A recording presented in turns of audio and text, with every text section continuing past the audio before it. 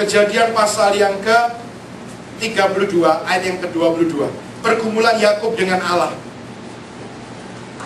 Saya akan baca secara cepat. Sesudah ia menyeberang, ayat 23, ia menyeberangkan juga segala miliknya, lalu tinggallah Yakub seorang diri dan seorang laki-laki bergulat, ini adalah Tuhan, dengan dia sampai fajar menyingsing. Ketika orang itu melihat bahwa ia tidak dapat mengalahkannya, ia memukul sendi pangkal paha Yakub sehingga sendi pangkalnya itu terplecok. Ketika ia bergulat dengan orang itu, terplecok itu maksudnya lepas. Sendinya ini sampai lepas. Gulat sama orang itu. Ngapain, kurang kerjaan kah Yakub gulat sama orang yang gak kenal? Gak jelas ini orang ini siapa, kalau orang biasa gak bisa kenal. Tapi Yakub tahu itu adalah Tuhan. Terus saya akan bacakan. Lalu kata orang itu, biarkan aku pergi karena fajar telah menyingsing. Saud Yakub, aku tidak akan membiarkan engkau pergi jika engkau tidak memberkati aku. Bertanyalah orang itu kepadanya, siapakah namamu? Saudnya Yakub. Lalu kata orang itu, namamu tidak disebut lagi Yakub, tapi Israel. Sebab engkau telah bergumul melawan siapa? Allah dan manusia, dan engkau menang. Wow. Saudara, ini mungkin kisah biasa kalau kita baca. Tapi saya mau berani katakan begini. Ini mungkin satu-satunya bukti di dalam Alkitab di mana manusia bergumul, bukan melawan, bukan melawan tengkar sama Tuhan, tapi fight dalam arti tanda kutip bergumul dengan Tuhan.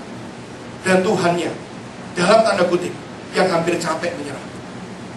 Tuhan bilang begini, oke Yakub, cukup, gulatnya cukup, diterusin aja to be continue. Ini sudah mau fajar, kamu sudah tak pukul, kakimu sudah lepas, masih gak nyerah. Yakub bilang, no way, aku gak akan lepaskan kamu, aku akan bergumul terus. Sekalipun kakiku lepas, aku akan bergumul terus. Apa maumu? Berkati aku dulu baru aku lepaskan. Adakah orang Kristen yang seperti ini? Terus bergumul dan tidak melepaskan Tuhan. Dan kita akan terus bilang, sebelum Tuhan memberkati aku tidak akan melepaskan engkau. Ya kita kebalikannya. Kita lihat kesulitan, ya sudah lah, Tuhan-Tuhanan. Belum sampai dipukul, sampai terplecok, kita sudah lepas Tuhan. Yakub yang keempat, yang terakhir, dia bisa berlipat ganda. Karena dia adalah pribadi yang spesial. Yaitu dia sangat persisten. Persisten itu artinya tidak mudah menyerah. Yakub tidak mau melepaskan Tuhan sampai dia diberkati. Apakah Anda mudah melepaskan Tuhan? Mari kita renungkan firman Tuhan pagi hari ini. Ayo kita bangkit berdiri. Kita siapkan hati kita untuk perjamuan kudus pagi hari ini. Kita juga berdoa untuk teman-teman kita yang tidak hadir pagi hari ini, supaya mereka bisa lebih setia minggu-minggu yang akan datang. Haleluya. Banyak tantangan hari-hari ini, ya. Sehingga orang bisa menjadi lebih stres.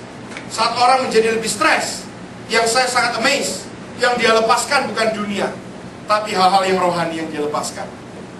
Ini kisah seperti Esau. Waktu dia stres, dia lapar, yang dia lepaskan hal yang rohani. Yang dia ambil adalah sup kacang merah. Sesetres apapun saudara, siapapun yang hadir pagi hari, jangan tinggalkan Tuhan. Ayo kita satukan hati.